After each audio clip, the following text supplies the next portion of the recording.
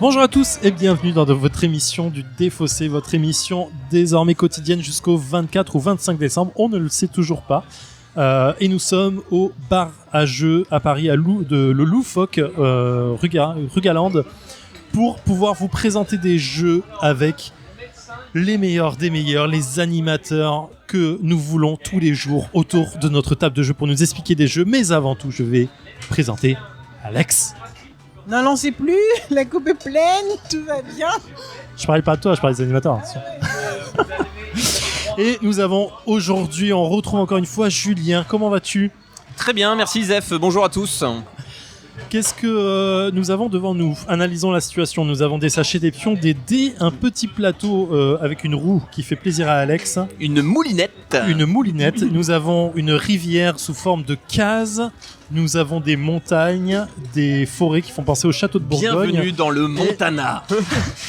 Qu'est-ce que tu nous présentes ? Alors, je vous présente Fresh Waterfly. C'est un jeu de draft de dés, donc au même titre que Grand Austria Hotel. On va choisir des dés 1 à 1 et on va faire l'action des dés. C'est un jeu de Brian Scher pour 14 ans et plus, de 1 à 4, donc il y a un mode solo et d'une partie de 40 à 90 minutes.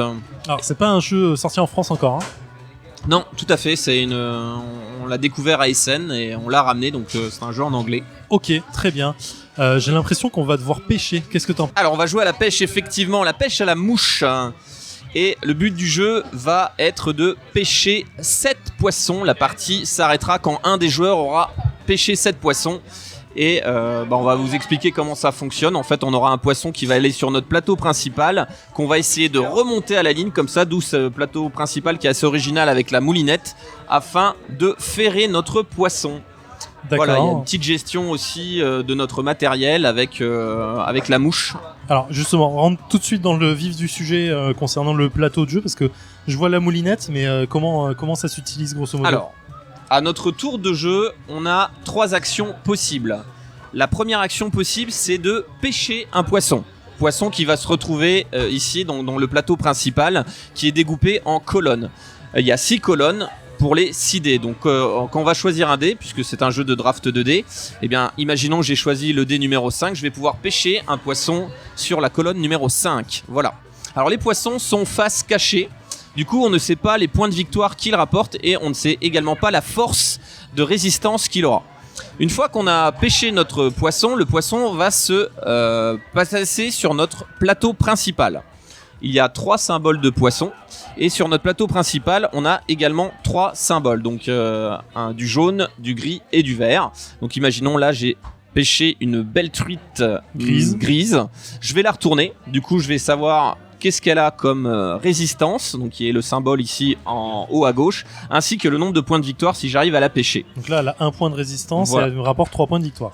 Du coup, c'est ma deuxième action quand je joue, c'est-à-dire la moulinette ici. Eh bien, si j'ai choisi, je reprends l'exemple du dé numéro 5, eh bien, elle a une résistance de 1, donc 5 moins 1, 4. Je vais pouvoir avancer ma moulinette de 4. Donc 1, 2, 3 et 4. Pouvoir ou devoir ? Je dois. D'accord, oui, effectivement, bonne question.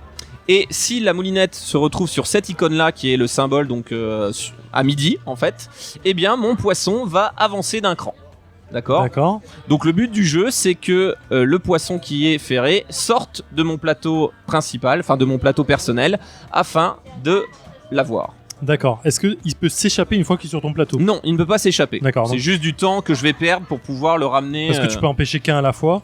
Je peux empêcher qu'un à la fois, donc effectivement, une fois que j'ai un poisson sur mon plateau principal, je ne peux pas choisir l'action de pêcher.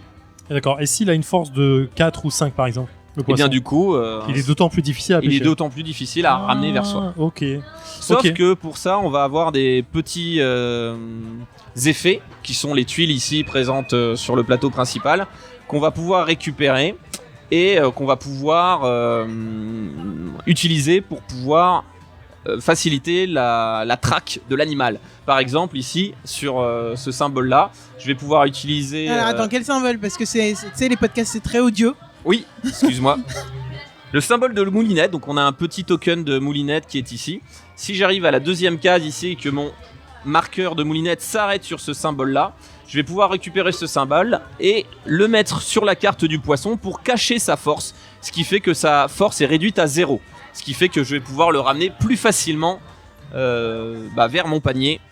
Donc l'ensemble de la roue a que des choses qui te permettent de t'aider à ramener le petit poisson dans ton panier. Exactement. En plus de ça, sur notre plateau principal, on a une cartouche ici avec le F, donc c'est la finesse en anglais, la précision en français, qui va permettre de, voyez là, d'améliorer éventuellement un dé. Donc par exemple, mon dé en 5, eh bien, en utilisant 1 de précision, je vais pouvoir le passer à 6, ce qui va me permettre du coup de récupérer le poisson plus rapidement. Je vois. Alors, à quel moment tu nous annonces qu'on fait des coups de pute et à quel moment on finit la partie? Alors on se fait des coups de pute en choisissant un poisson par exemple qui intéresse son adversaire. Ouais, voilà, ça c'est classique. Ça va être surtout sur le choix du dé. C'est-à-dire, comme c'est du draft de dés, eh bien, je peux voir quel dé arrange mon adversaire et du coup ne pas le laisser. Là, attends, il y a des cartes qui font des... C'est quoi, c'est des pierres? Alors c'est un rocher sur le plateau principal, on a 3 rochers. À partir du moment où on va pêcher un poisson adjacent à une case rocher, vous voyez où c'est marqué le petit symbole plus rocher, eh bien on va récupérer une carte rocher qui vont être des bonus supplémentaires. Donc ici par exemple sur cette carte là, pour moins 2 de précision, je peux utiliser ma moulinette pour... D'accord. Ok, ça a l'air... Mais t'as pas répondu à ma question. Excuse-moi, c'était quoi ta question? Comment on déclenche la fin de partie? Alors je l'avais dit, c'est 7 poissons. Premier joueur qui pêche le 7e poisson gagne un petit bonus de plus 2 de points de victoire et met fin à la partie. Donc ça veut pas dire qu'il gagne, il met fin à la partie. En plus de ça, sur notre plateau principal, on a des petits bonus. Effectivement, Tim me fait signe, c'est-à-dire que en fonction des poissons qu'on a, eh bien, on a des petits bonus. Ok. Écoute, ça a l'air, je vais dire bizarre pour l'instant. Je suis pas hypé, mais je suis intrigué par ce jeu. Non, qu'est-ce que tu en penses, Alex? La hype n'est pas là, je suis désolé, mais peut-être qu'à la fin de la partie... Eh bien, je vais vous la donner. Okay. On va pêcher des truites, du saumon. Très bien. Et voilà. On est dans l'écologie. Ouais, c'est pour ça que je disais, il y a un côté Wixpan en fait, sur le côté capture d'oiseaux, de trucs. Mais bon, on m'a dit que non, donc on verra ça à la fin de la partie. Je vous propose de s'y mettre tout de suite et puis on verra bien ce que ça donne. On y go ? Let's go. À la pêche. Tu peux dépenser 1 de précision pour repiocher une carte. Ah, en plus. Bon, bref, du coup, je me tape un truc de merde alors que j'aurais dû avoir un truc un peu mieux. Tu vois, moi, il faut que je le pêche 3 fois en fait. J'ai utilisé 1 de finesse pour péter ça. Ça n'a aucune logique. Soit on joue tous 2 tours. Oui, mais c'est parce que t'as fait ta tuile en premier. Ta tuile, il vaut mieux l'utiliser à la fin. Bah, tu vois, si tu remontes les jaunes, ils sont durs. Hein. Tu vois, ça fait déjà 2 tours que je fais sur. Tu vois, là, c'est chiant, ça commence à être chiant parce que là, t'as les 2 et les 1 pour pêcher. Ça peut être intéressant si t'as vraiment envie d'avoir le premier poisson. Ok, moi j'ai pris le 6. Donc 1, 2, 3, 4, 5, 6. J'augmente ma précision de 1. Je fais ma tuile bonus. Et nous sommes de retour après une partie de 58 minutes de Freshwater Fly.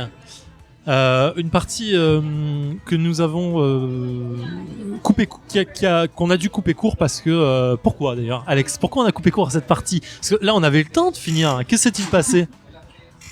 Eh bien, mon très cher Zef, mon très cher Julien... Je ne suis pas fan de pêche. Je crois qu'il y avait un avis général qui disait autour de la table que personne n'était fan de pêche. Je pense qu'autour de la table, le temps d'attente, la longévité de ce jeu, enfin non, il y avait plein de trucs qui allaient pas. Alors on va le dire, là on en rigole, parce que vaut mieux pas rigoler. Assez dynamique, ouais. Mais il y a un vrai problème de dynamisme. Le but étant de finir la partie quand une personne arrive à 7 pêches. Mais en fait, même je me dis, dans la vérité, dans la vraie vie, 7 poissons à pêcher, ça doit être super long en vrai. Des fois, ça peut prendre des jours. Hein. Ça doit être super chiant. Et c'est un peu ce qui s'est passé là. En gros, la mécanique du jeu est super longue. Et à partir du moment où on a les poissons qui donnent le plus de points sont extrêmement longs à pêcher parce qu'ils se laissent pas tirer, etc. Donc ça rallonge le temps. Et puis à chaque fois, il y a un setup à faire qui est un peu chiant si on n'a pas la bonne ligne, si on n'a pas les bons poissons sur le plateau, si on n'a pas les bonnes couleurs. C'est fastidieux. On va le dire honnêtement, c'est fastidieux. Je crois qu'on s'est arrêté avec tout le monde qui avait 3 à 4 poissons. et c'était bien assez long. On n'a même pas compté les points. Je crois que c'est vraiment une première dans le défaussé où on se prend même pas la tête à compter les points. Donc on est un peu désolé pour vous, chers auditeurs. Ça se trouve vous allez aimer même ce jeu, mais pour nous, le but d'un jeu de société, je pense que tout le monde va être d'accord, c'est de prendre du plaisir vraiment en le faisant, ou alors qu'il soit assez court pour que le déplaisir ne dure pas trop longtemps. Là, il y avait rien de tout ça. Et je pense qu'il est en bonne position dans le flop de ce calendrier. Même si ce n'est pas de l'année, Zephyriel me dit. Même si c'est pas du tout la faute de Julien, parce que peut-être que tu trouvais là encore les encore une fois, les composants, prometteuses. le matériel. Non, c'était vraiment. Encore, c'est des jeux que je ne connais pas, mais je m'attire vite au matériel de jeu. Et je trouvais que par le matériel qu'on avait, la moulinette là, du plateau personnel donnait envie. Et j'avais envie de découvrir ce jeu et cette mécanique qui était vraiment, encore une fois, jolie. Et ouais, encore une fois, c'est une déception parce que c'est trop long, c'est beaucoup trop long. Alors, c'est comme tu l'as dit, c'est fastidieux et c'est dommage. C'est vraiment dommage. Cher auditeur de VHS, si vous connaissez Comics Outcast et Grégo, il nous a fait une Grégo. Il a choisi sur le matos et on est dans la merde. Je me suis fait eu. Donc voilà, Zephyriel, c'était quoi ton avis sur le jeu? Je vais pas faire une redite sur ce que vous avez dit. Hein. Je vais prendre notre propre défense parce qu'on était 4 à jouer à ce jeu. 58 minutes après début de la partie, moitié du jeu. Début de partie, donc sans compter les explications qui ont été quand même assez longues. Exact. On est 4 à se dire bon, on va arrêter. Hein. Et personne n'a dit non, c'est bien, on va continuer. On a juste dit non, on va arrêter. Tout le monde dit ouais, d'accord. Je crois qu'on a à peine fini la dernière manche. Maintenant, je vais essayer de prendre la position inverse et prendre la défense du jeu quand même pour essayer d'avoir un côté positif à dire. Si ce jeu est une simulation pêche, il représente complètement cette simulation, mais c'est le cas, hein, c'est-à-dire que on a vraiment l'impression de pêcher, de faire la moulinette pour essayer de remonter le poisson, de se battre contre lui, de devoir choisir une stratégie de fond pour essayer de faire des points. Donc il y a plein de choses à faire. Pêcher le poisson de base est quand même assez aléatoire, même s'il y a beaucoup de choses pour contrôler l'aléatoire, parce qu'il y a 4 cartes qu'on va demander aux joueurs avant nous de piocher pour savoir si on arrive à attraper un poisson. Sur ces 4 cartes, il y en a 3 qui sont vides et une qui nous permet de piocher. Bon, il y a un système de dérive, donc on pioche une carte, on dérive une fois, on pioche 2 cartes, donc on a quand même une bonne chance d'attraper le poisson. Bien que tout le monde autour de cette table n'ait pas eu cette chance 2 fois de suite, n'est-ce pas Alex? Et ensuite, il y a quand même cette notion de bonus qu'on va avoir à chaque fois qu'on pêche. Des cartes bonus qui vont nous permettre d'avoir de meilleures stats ou de pouvoir contrôler encore ce hasard.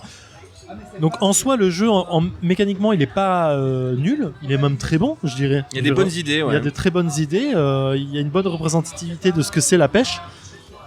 Il manque énormément d'interactions, il manque énormément d'un truc qui s'appelle le fun. Donc c'est ce qui fait que c'est moins c'est pas ma cam. Vraiment, c'est pas ma cam du tout.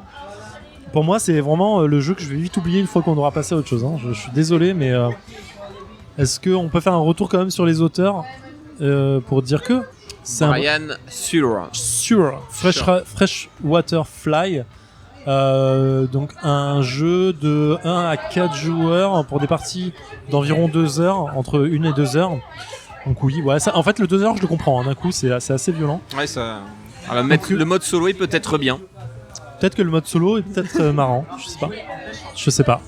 Du coup on va demander à Zephyriel de l'essayer pour demain et il nous donne son avis sur le mode solo. Ouais, ça me va, moi je veux bien tester en solo, hein, ça me dérangerait pas hein, éventuellement. Mais voilà.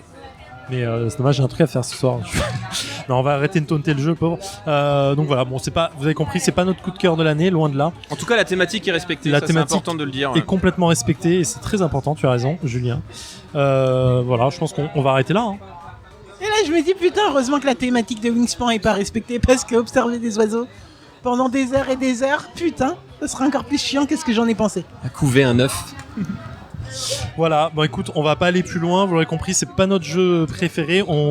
Si des auditeurs l'ont testé à ASN ou ailleurs et qu'ils ont un avis complètement différent, je serais vraiment curieux d'avoir leurs arguments là-dessus. Et puis voilà. Ma chère Alex, on se retrouve demain, on est bientôt sur la fin là, on doit rester 4 ou 5 jeux à présenter maxi. On sait pas trop, mais on espère que vous serez là jusqu'au bout. Hein. Les jeux qu'on les aime ou qu'on les aime pas, c'est toujours un plaisir quand même un minimum de les tester. D'être en compagnie du staff de Loufoque. En bonne compagnie, on mange bien, on boit bien, et puis on espère que vous vous amusez quand même à nous écouter, même quand on bitch un petit peu. Voilà, c'est bien résumé, sauf si des gens autour de cette table étaient allés jouer avec nous, étaient moins agréables. N'est-ce pas, Tim? Alors, bon allez, on se retrouve demain. Jouez bien, éclatez-vous bien. Ciao.